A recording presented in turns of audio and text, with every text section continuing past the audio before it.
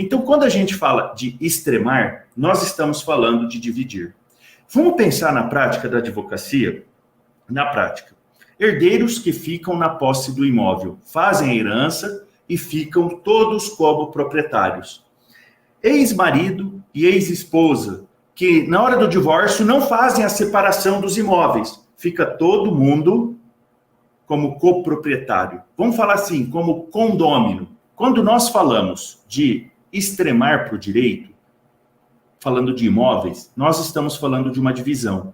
Que isso, na prática, vai ocorrer quando? Essa divisão, na prática do dia a dia da advocacia, é muito comum quando um ex-marido, eu não quero assinar para vender. Quando um herdeiro, eu não assino, eu não aceito, eu moro aqui, eu não quero. E aí a gente pensa, e agora? O que eu vou fazer? Nós vamos, olha aqui, extremar o imóvel. Nós vamos dividir o imóvel.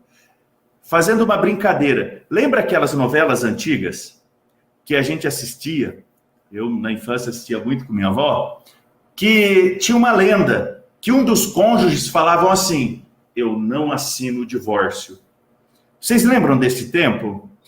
Vocês lembram desse tempo que virava e falava assim, eu não vou assinar o divórcio. Na mesma lógica, isso é uma verdade?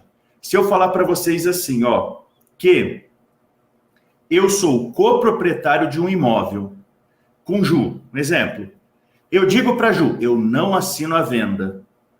Eu posso impedir essa venda? Fala, não. Eu posso impedir essa venda? Não. É a mesma coisa que a separação e o divórcio. Se um dos cônjuges fala assim, eu não assino o divórcio, isso cola? Não cola. É a mesma lógica. Tanto que o artigo 1320 do Código Civil, e eu quero que vocês se liguem agora, tá? Bastante atenção aqui comigo. Ele fala assim, a todo tempo será lícito ao condômino exigir a divisão da coisa comum, respondendo o que é um de cada um, pela sua parte, nas despesas da divisão. Nossa, professor, então, é igual casamento. Ninguém é obrigado a ficar casado, não é verdade? Ninguém é obrigado. Então, um não pode impedir que o outro peça o divórcio? Não, é a mesma lógica. Um não pode impedir que os outros herdeiros vendam, que o outro cônjuge venda o imóvel.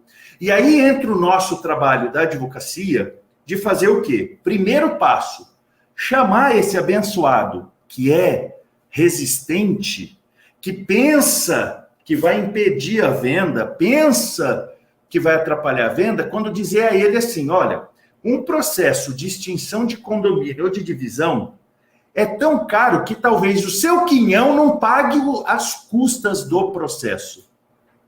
Já imaginou isso daí? Ele saber disso, mas como que o cliente vai saber? Se nós informarmos, se nós dissermos, porque o procedimento de uma extinção de condomínio forçada, meu amigo, minha amiga, faz umas 3, 4 perícias. Coloca aí, dependendo da área, dependendo do tamanho da área, coloca assim, ó, 10, 15 ou 20 mil reais cada perícia. Faz vezes 4, 80 mil só de perícia.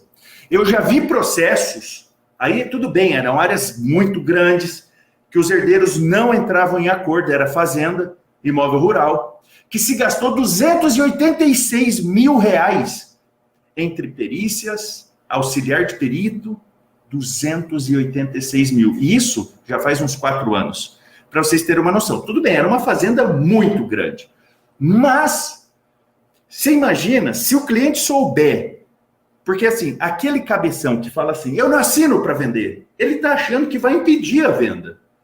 E não vai. Ele está dando tiro no pé, porque a gente judicializa, vai forçar a venda do mesmo jeito. Então, eu quero que esse é o primeiro detalhe. Por quê? Tudo que o professor está falando aqui para vocês é igual o divórcio consensual, que hoje pode, se não tiver filho menor, pode ser feito extrajudicial, lembra? A extremação, ou seja, a demarcação, a divisão e a extinção de condomínio podem ser feitas amigavelmente com escritura pública.